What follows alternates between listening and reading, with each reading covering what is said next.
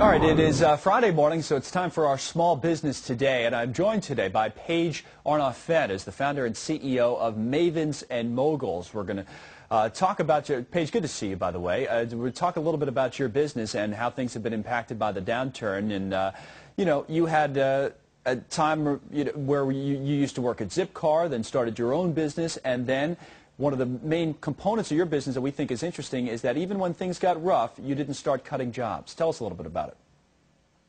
Well, I guess I'm a classic entrepreneur, Connell. I guess as things started to go south toward the end of last year, the markets were dropping and people were cutting their budgets. I looked at it as a great opportunity to go out and just start talking to CEOs and business owners to hear what was on their mind, what was concerning them.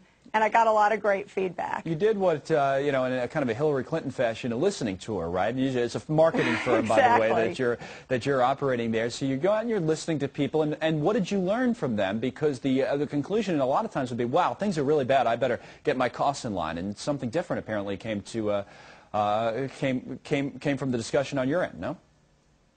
Well, I heard a lot of themes emerge. Honestly, people were just concerned and confused about all the social media options that were out there. One CEO after the other said, is this something that I need to participate in? Do I need a blog? Should I be on LinkedIn, Twitter, Facebook?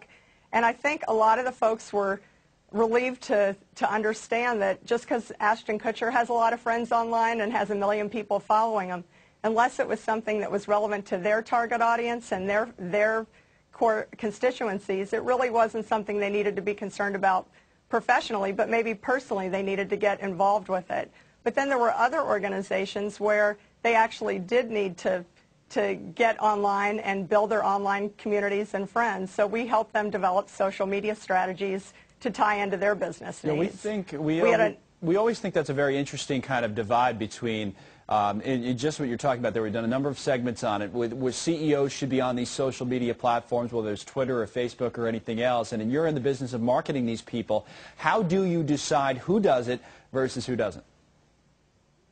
Well, it really depends on what their customers are asking for and whether or not their customers need it to build their own constituencies. If you can solve your customers' problems, you're going to be relevant in any economy.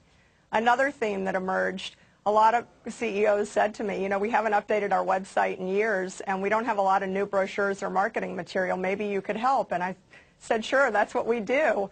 But what are your customers telling you? Do they want to see different things about you online? Do they need to have new materials? And I got a lot of blank stares, frankly, from business leaders who said, we are not talking to our customers. We cut that out of our budget when things were going down in the economy. So the thing that we recommended is to set up customer advisory programs so that they could get their own listening tour on an efficient basis and get feedback from not only their current customers, but some of their top prospects. And what we heard back there was, you know, their own customers didn't even understand all the products and services that they were offering, and they were able to educate some of their prospects on why they loved their business. So they ended up being able to grow their businesses too. So, you know, I'm a real big fan of going out and just talking to your customers and hearing what's on their minds. Sometimes you find it's a win-win for everybody, right? So that's very interesting. And Paige, we thank you for joining us. We found out even in doing this small business segment that there are